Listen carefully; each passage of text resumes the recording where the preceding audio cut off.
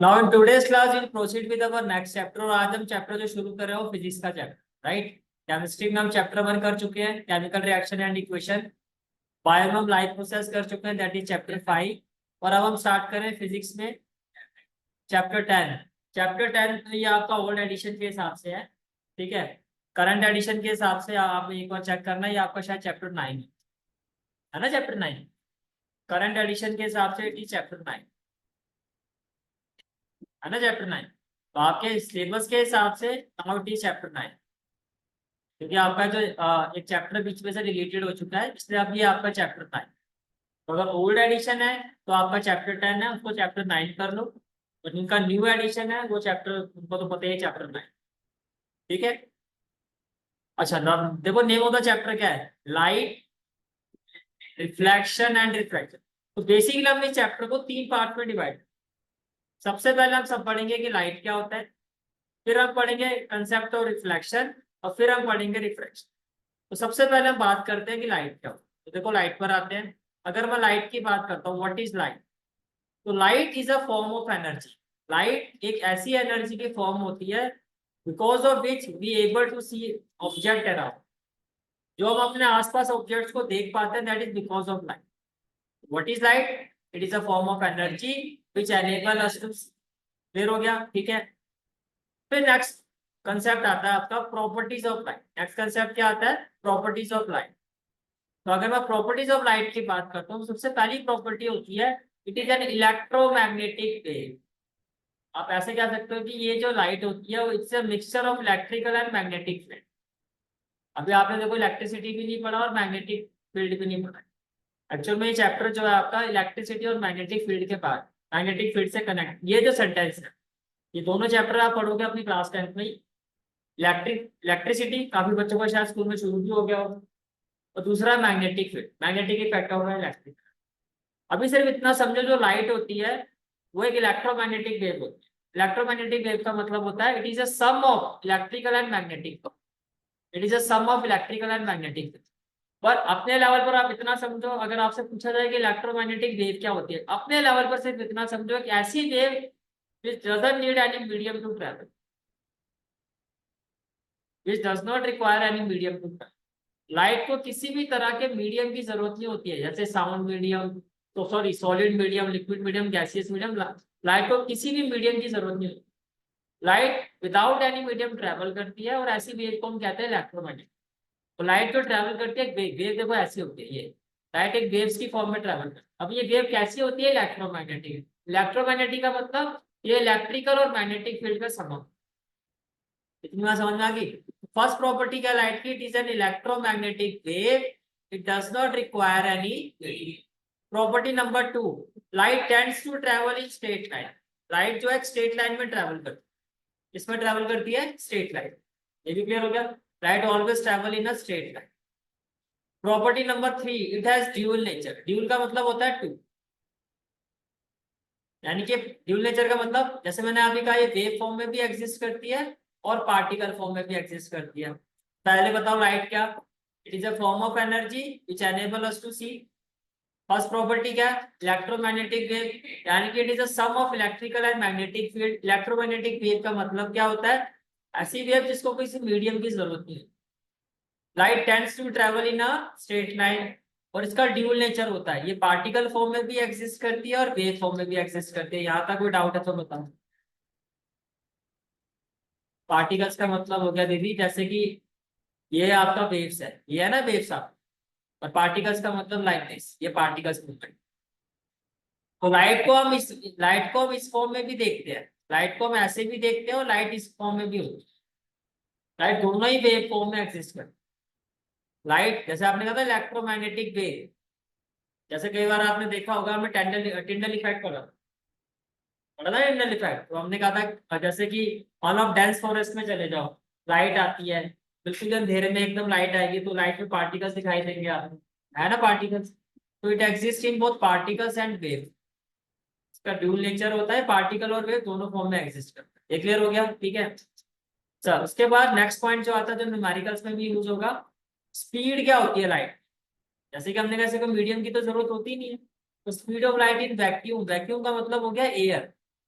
तो लाइट की जो स्पीड होती है दैट इज 3 × 10⁸ मीटर पर सेकेंड। एक सेकंड में लाइट इतना मीटर कवर करता है, दैट इज स्पीड ऑफ। तो कितनी प्रॉपर्टीज पढ़ी आपने? 4। पहली, electromagnetic wave, travel in a straight line, dual nature, and speed of light in vacuum is 3 × 10⁸ metre per second. Clear हो गया? ठीक है। इसके बाद नेक्स्ट कंसेप्ट आता है आपका sources of light. Next concept क्या आता है? सोर्सेज ऑफ लाइट आता है। तो some sources of light are natural and many are man-made. कुछ सोर्सेज कैसे होते हैं लाइट के? वो नेचुरल होते हैं, और कुछ ऐसे होते हैं मैनमेड। जैसे कि हम अपने यहाँ हॉल में अगर हम बात करें, यहाँ जितनी भी लाइट का सोर्स है वो क्या मैनमेड है, नेचुरल तो है नहीं। लेकिन बाहर जो आप सनलाइट देख रहे हो वो नेचुरल सोर्स है, that is a natural source of. Clear हो गया यहाँ तक? ठीक है। अब ये सोर्सेज ऑफ लाइट जो होते हैं, further they are of two types. एक होता है सेल्फ ल्यूमिनस और एक होता है नॉन ल्यूमिनस। सेल्फ ल्यूमिनस का मतलब it is that source which possess light of its own, जिसकी अपनी खुद की लाइट है। सेल्फ ल्यूमिनस का मतलब जिसकी अपनी खुद की light. It is that source which possesses light of its own. For example sun, star, electric lamp, candle, इनकी खुद की लाइट है, इनकी खुद की लाइट है। वे इलेक्ट्रिक लैम्प खुद आपको लाइट दे रहा है ना, इलेक्ट्रिक लैम्प किसी और की लाइट थोड़ी ना आपको ट्रांसफर कर रहा है। अब लैम्प को चलाते हो तो उसमें से लाइट निकलती है, लैम्प में से तो प्रोड्यूस हो रही है। ठीक है। नॉन ल्यूमिनस का मतलब क्या था? Non luminous source is that which does not possess light of its own, जिसकी खुद की लाइट नहीं होती। It receive light from an external source and scatter. वो किसी एक्सटर्नल सोर्स से लाइट को रिसीव करता है और फिर हमें वो स्कैटर करता है, फिर स्कैटर होकर लाइट हमारे तक। जैसे मून, मून की अपनी खुद की लाइट नहीं होती। बुक देखो, जैसे यहाँ पे एक बुक रखी, यहाँ बुक रखी है, ये लैपी रखा हुआ है, ये बॉक्स रखा हुआ है, टेबल रखा हुआ है।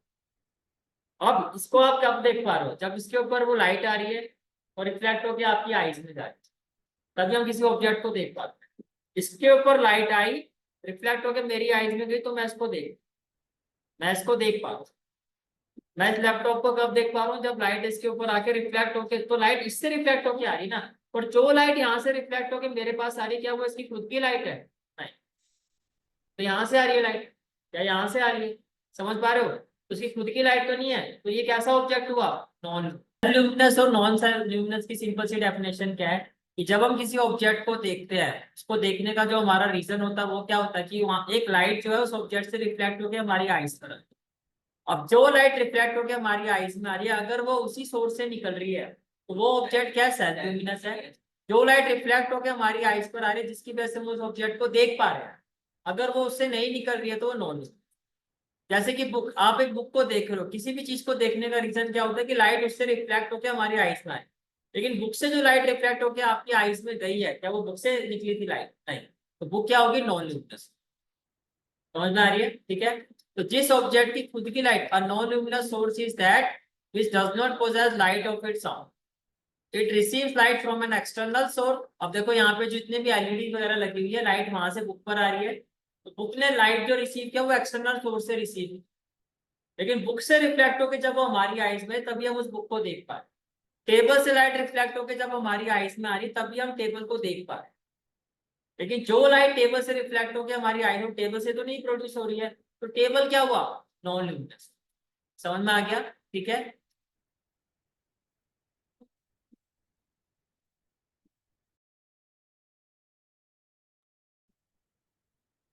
Now when light fall on any surface, जैसे मैंने कहा कि लाइट एक सरफेस पे फॉल करती है और वहां से रिफ्लेक्ट होती है। अब सरफेस पे डिपेंड करता है कि एक्चुअली वो सरफेस क्या है। लाइट जब किसी सरफेस पे फॉल करती है तो तीन पॉसिबिलिटीज रहती है।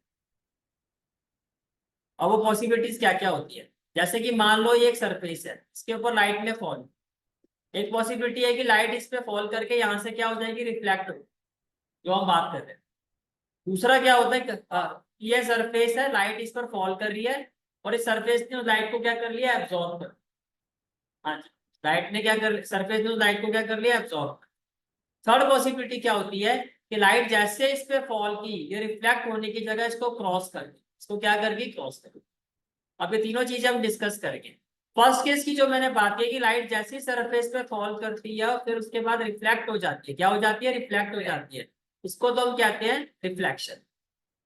फिर मैंने कहा कि लाइट ने जैसे सरफेस पे लाइट फॉल करती है वैसे सरफेस पे उसको क्या कर लिया, पूरी तरह से एब्जॉर्ब कर लिया, ना वो रिफ्लेक्ट हुई ना रिफ्रैक्ट हुई, तो हम कहते हैं एब्जॉर्प्शन। थर्ड केस में क्या कह रहा हूँ, जैसी लाइट सरफेस पे फॉल करती है वो वापिस जाने की बजाय उसको क्रॉस कर जाती है, इसको हम कहते हैं refraction. REFRACTIO, refraction. Three possibilities रहती है, depend on the quality of surface. तो देखो क्या कहा जा रहा है, when light falls on any surface either of following phenomena take place. पहला फिनोमेना क्या होता है, रिफ्लेक्शन। रिफ्लेक्शन में क्या होता है, when light bounce back, when light bounce back after strikes a polish surface. मुझे लगता है ये आपने 8th क्लास में पढ़ा हो, angle of incidence, angle of reflection. और आपको कल का याद नहीं रहता तो आपसे ज्यादा उम्मीद में रख नहीं रहा हूँ, क्योंकि थोड़ा बहुत आपने पढ़ा होगा। और आपने सेम ऐसा question chapter 6 science and angle में भी किया था, अगर आपको याद हो 9th class. Angle of incidence, angle of, वो तो मेरे साथ ही किया तो मैं बोल सकता हूँ। अब देखो एंगल ऑफ इंसिडेंस का मतलब क्या होता है, देखो सबसे पहले जो लाइट फॉल करती है सरफेस पे उस लाइट को हम कहते हैं इंसिडेंट। इतनी बात समझ पा रहे हो, ठीक है। थोड़ा इसको जूम करके बताता हूँ आपको। First of all what happen, light falls on the surface. जो लाइट सरफेस पे फॉल करती है उसको हम कहते हैं इंसिडेंट। और ये क्या होता है, ये इस लाइन को हम क्या कहते हैं, नॉर्मल। तो ये जो इंसिडेंट रे होती है, जो नॉर्मल के साथ एंगल बनाती है, इसको कहते हैं एंगल ऑफ इंसिडेंस। ये समझ पा रहे हो, ठीक है। जैसी लाइट ये फॉल करती है, अगर ये वापिस चले आती है, यानी कि ये क्या होगी, रिफ्लेक्ट होगी, तो उस रे को हम कहते हैं रिफ्लेक्टेड रे। इसमें भी कोई दिक्कत नहीं होना चाहिए।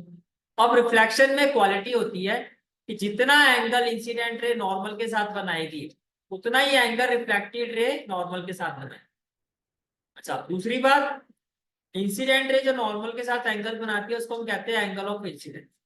इसी तरह से रिफ्लेक्टेड रे जो नॉर्मल के साथ एंगल बनाती है उसको हम कहते हैं एंगल ऑफ रिफ्लेक्शन। यहीं से आपका लॉ बनता है, इसको कहते हैं लॉज ऑफ रिफ्लेक्शन। तो लॉ क्या कहता है कि angle of incidence is equal to angle of reflection. इसमें कोई डाउट, क्लियर हो गया तक, ठीक है। देखो क्या कहा जा रहा है आपको,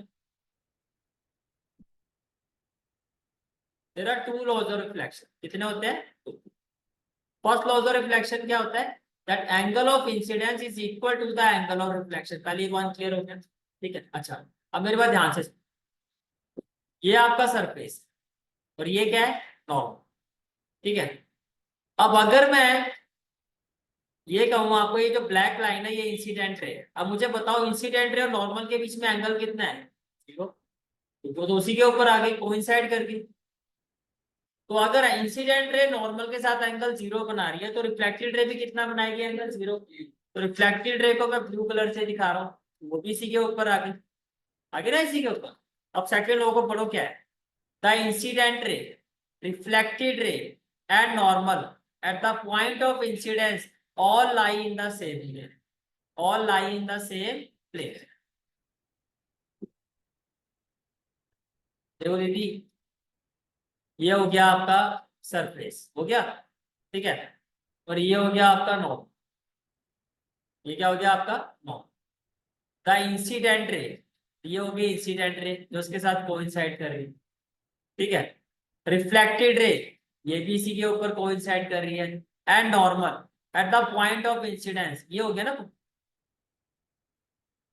समझ पा रहे हो, इस पे वो स्ट्राइक कर रहा है। All lie in the same place, सभी के सभी जो है with respect to the normal, all lie on the same. समझ आ रहा है, जैसे कि यहाँ देखो फर्स्ट लॉ में क्या हुआ, फर्स्ट पॉइंट में क्या हुआ, जो एंगल बन रहा है देखो, ये इंसिडेंट रे है, इस पॉइंट को देखो, ये इंसिडेंट रे है, इसी पॉइंट से क्या हुआ, रिफ्लेक्शन हुआ, इसी पॉइंट पे आपका नॉर्मल भी है। With respect to this point angle of reflection, with respect to this point, इनके बीच में जो एंगल बना हुआ एंगल ऑफ क्या है, ये एंगल ऑफ इंसिडेंस या एंगल ऑफ। लेकिन वहां पर क्या है कि एंगल ऑफ इंसिडेंस 0, तो एंगल ऑफ रिफ्लेक्शन भी 0। ऐसा क्यों हुआ, because incident ray, reflected ray, normal all lie on the same plane, all lie on the same plane. Clear हो गया यहां तक, ठीक है। तो कितने होते हैं लॉज ऑफ रिफ्लेक्शन, दो। पहला क्या कि angle of incidence equal to angle of reflection, clear है। Second law, the incident ray reflected ray and normal at the point of incidence all lie in the same। तो पहला point clear हो गया। Second point effect मैंने आपको ये कहा था, सेकंड इफेक्ट में मैंने आपको ये बताया था कि दूसरी पॉसिबिलिटी क्या होती है कि जब लाइट, देखो जैसे कि ये है, जैसे कि ये सरफेस है और ये आपकी क्या है, इंसिडेंट, सीधा इंसिडेंट, और अगेन ये क्या हो गया, नॉर्म, ये क्या हो गया, नॉर्म, ठीक है। अब फर्स्ट केस में क्या हुआ था कि ये रिफ्लेक्ट, ये ऐसे क्या हो गई थी, रिफ्लेक्ट, लेकिन अब हो रहा है रिफ्रैक्शन। रिफ्रैक्शन में क्या होगा, ये सरफेस को क्रॉस कर, अब आइडियली देखो इसको क्रॉस कैसे करना चाहिए था, ऐसे। ये तो आप भी आप आगे लेटर ऑन पढ़ेंगे पूरा डिटेल में, अभी सिर्फ इतना समझो। लेकिन होता क्या है, जब लाइट रिफ्रैक्ट करती है एक मीडियम से दूसरे मीडियम में, उसमें दो पॉसिबिलिटी होती है, या तो वो लाइट नॉर्मल की तरफ बेंड कर जाती है, जैसे कि ये light bend towards the normal. दूसरी पॉसिबिलिटी क्या होती है कि लाइट जो है it bend away from the normal. अब ये डिपेंड करता है कि लाइट जो ट्रेवल कर रही है वो कैसे ट्रेवल कर रही है। इसमें दो चीजें होती है, लाइट अगर लाइटर मीडियम से हैवियर मीडियम में ट्रेवल कर रही है, लाइटर मीडियम को हम कहते हैं रेयरर मीडियम, लाइटर मीडियम को क्या कहते हैं, रेयरर मीडियम, और हैवियर मीडियम को हम कहते हैं डेंसर मीडियम। क्या कहते हैं, डेंसर मीडियम। जैसे कि मान लो यहाँ पर एयर है, एयर से लाइट किस में जा रही है, ग्लास में, एयर लाइटर मीडियम है और ग्लास क्या है, हैवियर मीडियम। तब क्या होता है कि ये जो लाइट जो है वो it bend towards the normal, जैसे आप ब्लैक वाली रे को देख सकते, light bend towards the normal. लेकिन अभी आप इतने डिटेल में मत जाओ, तो मैं आगे हम डिस्कस करेंगे। अभी सिर्फ इतना समझो रिफ्रैक्शन का मतलब क्या होता है, कि लाइट जो है वो वापिस ना जाके सरफेस को क्या कर गई है, क्रॉस कर गई। क्या कर गई है, क्रॉस कर, इसको हम क्या कहते हैं, रिफ्रैक्शन, और उस रे को हम क्या कहेंगे, रिफ्रैक्टेड। थर्ड फिनोमेना मैंने आपको क्या बताया था, एब्जॉर्प्शन। एब्जॉर्प्शन में क्या बताया था कि सरफेस क्या करता है, लाइट को, जो लाइट उस पर इंसिडेंट होती है उसको क्या करता है, एब्जॉर्ब करता है। अ part of light is absorb by surface. अब ये डिपेंड करता है सरफेस की क्वालिटी पे कि सरफेस कैसा है, सरफेस पे डिपेंड करता है कि वो लाइट को क्या करेगा, रिफ्लेक्ट करेगा, रिफ्रैक्ट करेगा या absorb. Depending on the surface accordingly above phenomena takes place. यहां तक कोई भी डाउट है तो पूछ, ये भी क्लियर हो गया, ठीक है। अब नेक्स्ट कंसेप्ट आता है हमारा, that is image. Next concept क्या आता है, इमेज।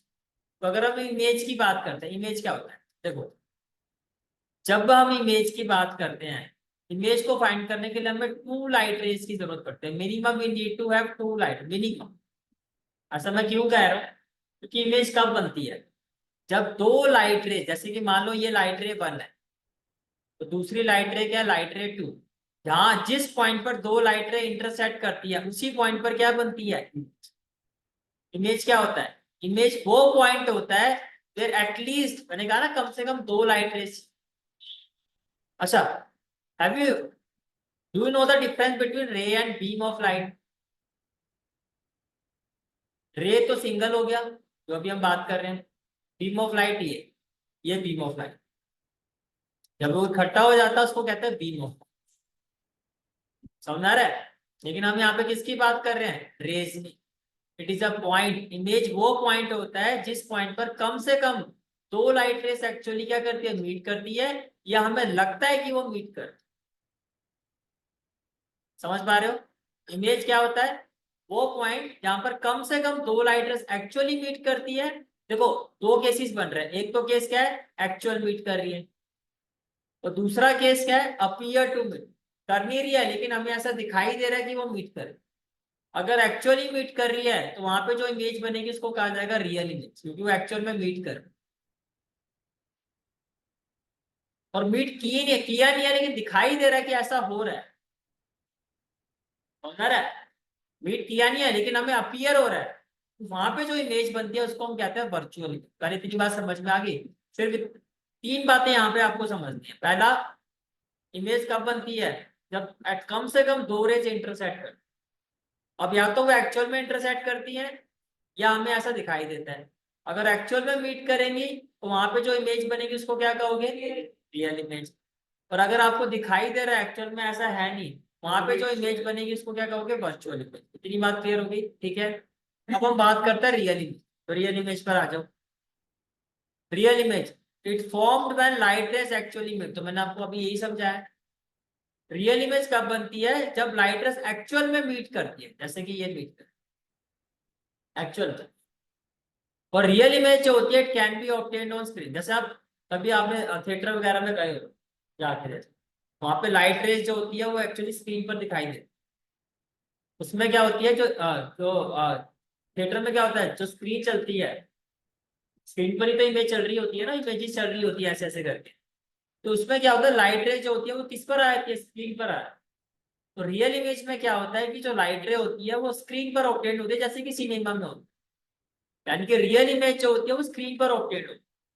अच्छा, दूसरी बात, तो रियल इमेज होती है वो कैसी होती है, लेफ्ट वाला पार्ट आपको दिखाई देगा इमेज में राइट, तो राइट वाला पार्ट दिखाई देगा लेफ्ट। कभी आपने एम्बुलेंस में देखा होगा, एम्बुलेंस उल्टा लिखा हुआ होता है ना, उल्टा। लेकिन जब आप साइड रियर व्यू मिरर में गाड़ी के देखते हो तो आपको सीधा दिखाई देगा। समझ पा रहे हो इस चीज को, तो वही वो इसी का इफेक्ट है कि लेफ्ट वाला पार्ट क्या दिखाई देगा, राइट, राइट वाला। या अगर नॉर्मल केस में समझो, जैसे कि मान लो ये एक पेन है, अब अगर इसकी रियल इमेज बनेगी तो ये पेन आपको ऐसा दिखाई। अच्छा, उल्टा देखो, ये आपका क्या है, कौन है, लेकिन जब इसकी रियल इमेज बनेगी तो ये कौन आपको कैसा दिखाई देगा, ये ऐसा, ये ऐसा, यानी कि उल्टा। ऐसे देखोगे हॉरिजॉन्टली तो लेफ्ट वाला राइट, राइट वाला, वर्टिकली देखोगे तो अगर ये ऐसा है पेन तो ये आपको ऐसे दिखेगा। समझ पा रहे हो, ठीक है, वर्टिकली अपसाइड डाउन। अगर रियल में ऐसा है तो उसकी जो रियल इमेज होगी वो ऐसी होगी। और लेफ्ट राइट में क्या, अगर ये ऐसा है तो रियल इमेज में कैसा दिखाई देगा, ऐसा दिखेगा। समझ पा रहे हो, रियल इमेज कब बनती है, जब एक्चुअल में दो रेस क्या करती है, आपकी मीट करती है। क्लियर हो गया यहाँ तक, ठीक है। नेक्स्ट आ जाओ आप, क्या होता है वर्चुअली। वर्चुअल में मैंने क्या कहा था, एक्चुअल में वैसा है नहीं, दिखाई ऐसा नहीं है। जैसे घर में गेस्ट आ जाए तो जो आप दिखाई देते हो, आप एक्चुअल में वैसे होते ही नहीं हो, कितने संस्कारी बन जाते हो, छोटे भाई बहन को भी प्यार से बोलते हो, बड़े वालों को तो भैया दीदी सब शुरू हो जाता है। वो वर्चुअल है, मम्मी ने पूरा सिखा के पहाड़ा पढ़ा के रखा होता है, तभी इससे रहना, बेइज्जती मत करा। अब आपको भी ये होता कब जाएंगे, कब हम अपना असली रूप में आए। बड़ा भाई आपको झाड़ रहा है, आप चुपचाप सुन रहे हो, ओके भैया, ओके दीदी, वेट करो कब ये निकले, फिर हम इसको भी थोड़ा पकड़े हैं। अभी बताता हूँ जरूर, समझ पा रहे हो, तो वो वर्चुअल इमेज। मिरर पे दीदी अभी आते हैं, पहले इतनी बात समझ में आ रही है वर्चुअल इमेज है क्या। It form when light rays appear to meet, हमें अभी दिखाई दे रहा है, चलो मीट नहीं कर रहा लेकिन दिख रहा है। It can be obtained on, it can't B obtained on screen. पर एक देखो, तीन तीन डिफरेंस दोनों के समझो। पहला डिफरेंस क्या है, उसमें तो लाइट रेज एक्चुअली मीट करती है, वर्चुअल में क्या, appear to meet. It can be obtained on screen, कौन सी image, real image. It can't be, it can not be obtained on screen, second difference. वो कैसी होती है आपकी, जब हम आप इसकी बात करते हो, रियल इमेज की बात करते हो, तो रियल इमेज कैसी होती है, इन्वर्टेड होती है। इन्वर्टेड का मतलब होता है उल्टा, अगर राइट होगा तो लेफ्ट, लेफ्ट होगा राइट। अगर ऑब्जेक्ट ऐसे है तो आपको ऐसे दिखाई दे, इन्वर्टेड होती है। लेकिन वर्चुअल इमेज कैसी होती है, सीधी, यानी कि जैसा है वैसा ही दिखाई दे। अगर ऑब्जेक्ट आपका ऐसा है तो जब आप इसकी इमेज देखोगे तो इमेज में भी ये आपको ऐसा ही दिखाई दे। अगर ऑब्जेक्ट ऐसा है तो इसकी वर्चुअल इमेज भी ऐसे ही दिखाई दे। समझ पा रहे हो, ठीक है। चलो ये भी क्लियर हो गया। अब दीदी जो आप कह रहे थे उस पॉइंट पर, प्लेन मिरर। कभी प्लेन मिरर में तो देखो आप रोज ही अपने आप को देख, कभी भी देखना, जितना मिरर की तरफ जाओगे उतना ही आपकी जो इमेज है वो आपकी तरफ आएगी। जितना मिरर से पीछे जाओगे उतना ही आपकी इमेज भी पीछे चली जाएगी। और यहाँ पे जो राइट साइड में लिखा होगा वहां पे लेफ्ट साइड में दिखाई देगा, है ना सर। अक्षर अगर आप देखो मिरर में पीछे लिखे हो तो वहां पे देखना कैसे दिखाई देगा। तो होता क्या है, लेकिन आप सेम चीज मुझे बताओ, अगर मैं पेन को ऐसे मिरर के आगे रखूंगा ऐसे, तो मुझे ऐसे ही दिखाई देगा ना। आपका सर ऊपर होता है, सर ऊपर ही दिखाई देता है, ऐसे तो नहीं, ऐसे झाँक रहे हो तो मैं कैसा दिख रहा हूँ, पैर ऊपर तो सर तो नीचे नहीं दिखाई देता। तो वो कैसी इमेज है मिरर, वर्चुअल एंड इरेक्ट है। इमेज सीधी बन रही है उल्टी बन रही है, सिर्फ इतना बताओ। सीधी बन रही है तो वर्चुअल और इरेक्ट है। तो प्लेन मिरर में जो इमेज बनती है, जैसा कि दीदी क्वेश्चन पूछ रही थी कि कैसी इमेज बनती है, तो आप कहोगे वर्चुअल और इरेक्ट।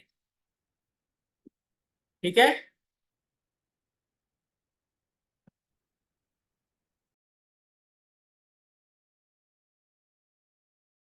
तो अगर मैं प्लेन मिरर की बात करता हूँ तो उस प्लेन मिरर में जो इमेज बनती है उसका कैरेक्टरिस्टिक्स क्या होता है? सबसे पहला पॉइंट क्या, वो इमेज कैसी होती है? वर्चुअल और इरेक्ट होती है। Size of image is equal to the size of object. Plane mirror में जितना हमारा खुद का साइज है उतनी हमारी इमेज का साइज होता है। समझ पा रहे हो?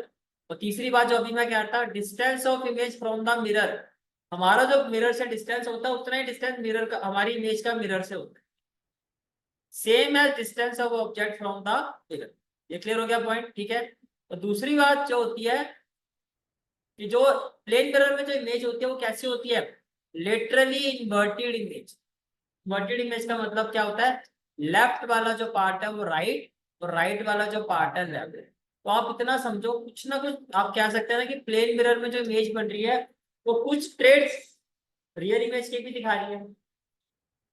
पूरी तरह से वर्चुअल और रिएक्ट वाले ट्रेड्स तो दिखा नहीं रही है, क्योंकि ये वाला ट्रेड्स आपने कहाँ पे पढ़ा था? रियल इमेज कि लेफ्ट वाला राइट, राइट वाला left.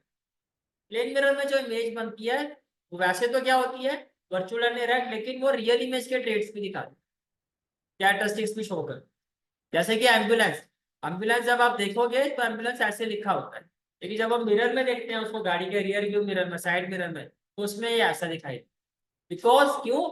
Because of this laterally inverted image. क्योंकि उस मिरर में जो इमेज दिखाई देते हो लेटरली इन्वर्टेड होती है, लेफ्ट वाला राइट, राइट वाला लेफ्ट। तो ये जो ऐसे लिखा होता है प्रॉपर्टी सीधा दिखाई देती है। अब अगर ऐसे लिखोगे तो मिरर में ऐसे दिखाई देगा, पता ही नहीं लगेगा पीछे क्या है। समझ में आ रहा है? वैसे पता करने की जितना वो सायरन पर आके चलते हैं पता लग ही जाता है मिरर से। यहाँ तक सारी बातें समझ में आ गई? ठीक है। अच्छा फटाफट बताओ, लाइट क्या होती है? एनर्जी होती है through which we able to see. Properties of light बता दो जी। इलेक्ट्रोमैग्नेटिक वेव, यानी कि इलेक्ट्रिकल और मैग्नेटिक फील्ड का समअप होता है। ड्यूल नेचर होता है इसका, पार्टिकल में मूव करते हैं, वेव में भी करती है। Speed of light in air कितनी होती है? 3 × 10⁻⁸ एक और पॉइंट था। लाइट इलेक्ट्रोमैग्नेटिक वेव वाला हो गया एक प्रॉपर्टी। दूसरा आपने क्या किया? पार्टिकल्स और वेव में। Fourth property, yes, light travel in state. इसका आपने पढ़ा object on the basis of light. Object दो तरह के होता है, सेल्फ ल्यूमिनस और नॉन ल्यूमिनस। सेल्फ ल्यूमिनस जिसकी खुद की लाइट होती है, नॉन ल्यूमिनस जिसकी खुद की लाइट नहीं होती है। फिर हमने ये देखा कि depend on the quality of surface, या तो लाइट क्या होगी? रिफ्लेक्ट होती है। जैसे हमने देखा रिफ्लेक्ट में, यहाँ पे हमने लॉज ऑफ रिफ्लेक्शन पढ़ा कि angle of incidence with respect to the normal is equal to the angle of reflection, या incident ray, reflected ray, normal lie on the same plane.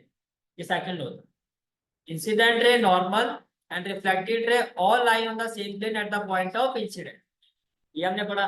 फिर हमने बात की इमेज। इमेज में हमने कहा कि कम से कम दो रेज जब मीट करती है तब इमेज बनती है। इमेज दो तरह की होती है, या तो रियल इमेज होती है या वर्चुअल इमेज होती है। रियल इमेज में हमने क्या देखा? ये जब दो लाइट रेज एक्चुअल में मीट करती हैं तब real image, appear to meet होगा तो वर्चुअल। हाँ। फिर हमने क्या क्या देखा यहाँ पर कि ये जो होती है ये it can be obtained on a screen, it can't B obtained on screen. Third point, यदि आप थिएटर में जाते हो तो जो इमेज होती है स्क्रीन के ऊपर होती है, नहीं होती है? पिक्चर चल रही होती है ना स्क्रीन के ऊपर, तो वो रियल इमेज है सारी। अगर स्क्रीन के ऊपर आया इमेज बन रही है तो रियल इमेज। स्क्रीन पे नहीं बन सकती, कौन सी नहीं बन सकती? वर्चुअली। पीछे से दीदी पूरी ऐसे ऐसे इमेज चल रही होती है ऐसे, वो ऐसे पीछे से चल, कभी आपने देखा पीछे से एक लाइट आती है स्क्रीन पर आती है, वही उसी की इमेज सामने दिख रही होती है। वो इस तरह से इमेज बहुत स्पीड से ऐसे चल रही होती है, वो आपको मूवी की तरह दिखाई दे रहा है। वो जितनी भी इमेज आती है वो सारी स्क्रीन पे चलती जाती है और आपको वो ऐसे ऐसे मूवी की तरह दिखता है। क्लियर हो गया यहाँ तक? ठीक है। नेक्स्ट कंसेप्ट आता है आपका स्फेरिकल। देखो स्फेयर, स्फेरिकल मिरर का मतलब जैसे कि मान लो ये आपका है एक स्फेयर है, ठीक है। One side of the mirror is well polished and reflecting in other side of the mirror is opaque. जैसे कि मान लो कभी आप मिरर को देखो, नॉर्मल मिरर भी देखो, एक साइड तो रिफ्लेक्टिंग होता है जिसमें आपको इमेज दिखाई देती है, पीछे वाली साइड क्या होती है, ओपेक। तो गत्ता लगा होगा तो कार्डबोर्ड होगा, कुछ होगा, पीछे से तो नहीं होता ना कुछ भी। तो स्फेरिकल मिरर भी वैसा ही है। स्फेरिकल मिरर भी ऐसा ही होता है कि उसकी एक साइड, भैया दो तरह के होते हैं स्फेरिकल मिरर, कॉनकेव मिरर और कन्वेक्स मिरर। अब फर्क क्या होता है, एक मिरर में जो इंटरनल पार्ट होता है वो रिफ्लेक्टिंग होगा, दूसरा वाला पार्ट क्या होगा उसका, ओपैक। ओपैक का मतलब नॉन रिफ्लेक्ट। एक मिरर में होगा जो बाहर वाला पार्ट होगा वो क्या होगा आपका, रिफ्लेक्टिंग होगा, और दूसरा इंटरनल पार्ट क्या होगा आपका, ओपैक है। उसी बेसिस पर, जैसे कि देखो ये मेरा हैंड को देखो, ये ठीक है, अपन दोनों की शेप एक जैसी होगी। जैसे कि देखो ये कनकेव मिरर में बनाऊंगा तो ये भी ऐसे ही बनेगा, कन्वेक्स मिरर बनाऊंगा ये भी ऐसा बनेगा। फर्क क्या होगा, कॉनकेव मिरर का जो रिफ्लेक्टिंग वाला पार्ट होगा, अगर मुझे इसमें अपनी इमेज देखनी है तो मुझे यहाँ खड़ा होना पड़ेगा, क्योंकि इसका जो इंटरनल पार्ट होता है ये रिफ्लेक्टिंग होता है, इसका जो बाहर वाला पार्ट होता है वो कैसा होता है, ओपैक। लेकिन अगर कन्वेक्स मिरर है उसमें मुझे अपनी इमेज देखनी है तो मुझे उसके आउटवर्ड पार्ट, जो ये उठा हुआ पार्ट है, यहाँ पर खड़ा होना, तब मैं अपनी इमेज को देख पाऊंगा। इसका इंटरनल पार्ट कैसा होता है, ओपैक। फर्क समझ पा रहे हो। अब इसको याद कैसे रखा जाए, कनकेव, केव गुफा, तो जब गुफा के अंदर जाके इमेज दिखाई देगी तो कॉनकेव मिरर, केव के अंदर जा रहे हो ना इंटरनली, तो कॉनकेव मिरर है। बाहर से देख पा रहे हो तो कॉन्वेक्स। केव समझ में आ रहा है, ये कोई चीज है जिससे आप इसको याद कर सकते। तो क्या बताया जा रहा है देखो आपको, spherical mirror, one side of the mirror is well polished, इसमें एक साइड तो वेल पॉलिश हो एंड रिफ्लेक्टिंग होगी, and other side of the mirror is opaque यानी कि non reflecting. It is that mirror whose reflecting surface is a part of the hollow sphere of a glass. जैसे कि ये आपका पूरा एक स्फीयर है, ठीक है। अब इसमें जो जो मिरर वाला पार्ट है, आपने इसको कट कर दिया, और ये जो आप, ये वाला जो पार्ट है आपका, ये आपका mirror. It is that mirror whose reflecting surface is a part of the hollow sphere of glass. इसका जो रिफ्लेक्टिंग पार्ट है, वो इस, जो रिफ्लेक्टिंग सरफेस है part of a hollow sphere, पूरे स्फीयर का एक हिस्सा है। समझ पा रहे हो, ठीक है। अब स्फेरिकल मिरर कितनी तरह के होते हैं आपके, दो तरह के होते हैं। एक होता है कॉनकेव मिरर, एक होता है कन्वेक्स। जैसे स्पून को होते हैं स्पून, अगर आप एक स्पून देखोगे, जैसे कि मैं यहाँ अगर एक स्पून बनाता हूँ, ये आपका एक स्पून हो गया, ठीक है। तो स्पून में जो आपका ये इंटरनल पार्ट होता है, इस पर आप खाते हो, जैसे कि ये इंटरनल वाला पार्ट होता है, ये आपका होता है कॉनकेव मिरर। इसमें आप ऐसे देखोगे, इस पर आपको इमेज दिखाई दे। और जो इसका ये वाला पार्ट होता है, ये वाला, ये होता है आपका कन्वेक्स।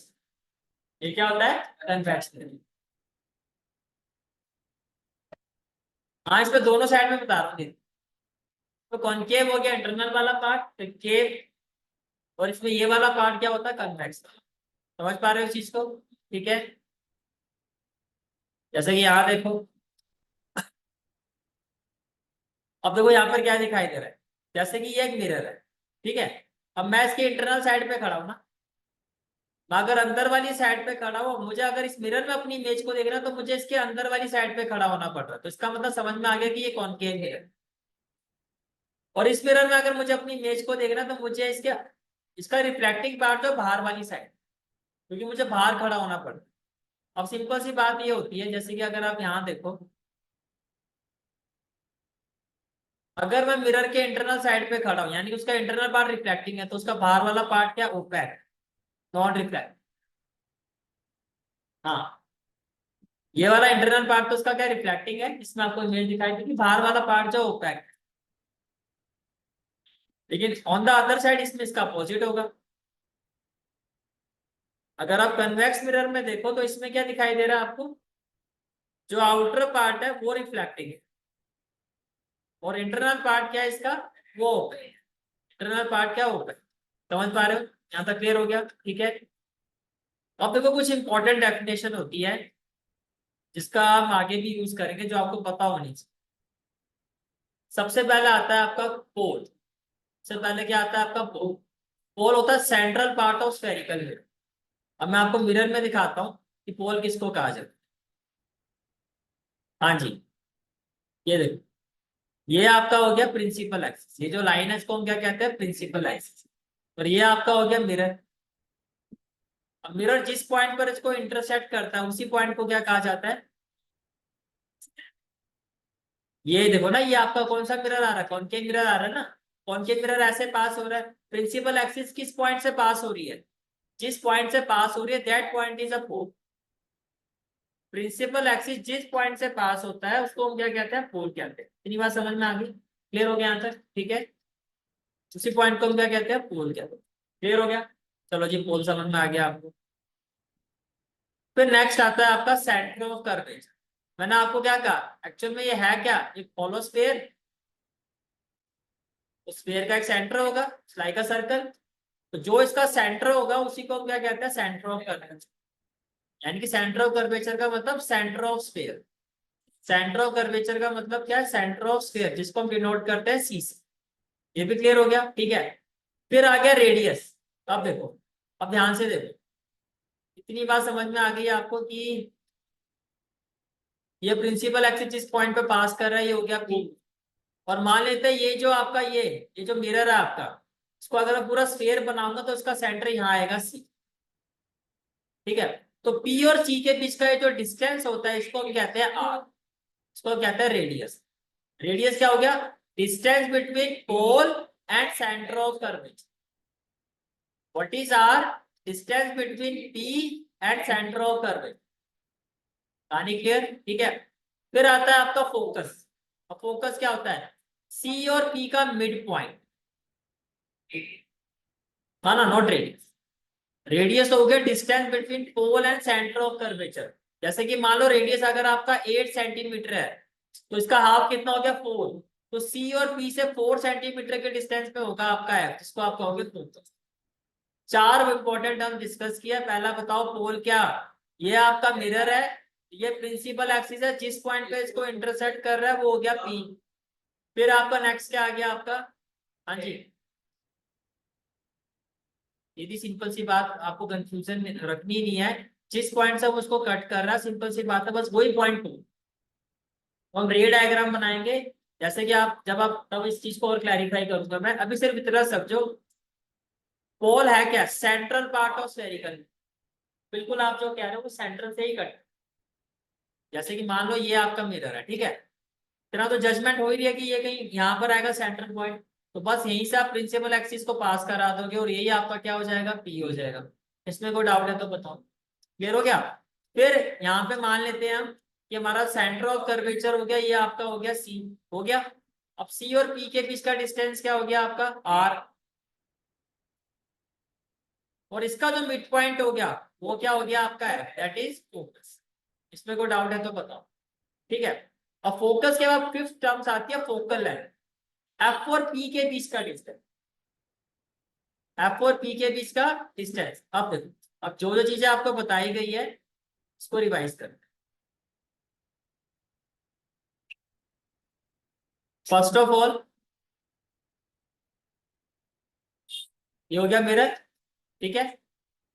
अब ये इसका सेंट्रल पॉइंट ले लेते हैं, क्या ले लेते हैं, सेंट्रल। यहां से क्या पास हो रहा है, प्रिंसिपल एक्सिस।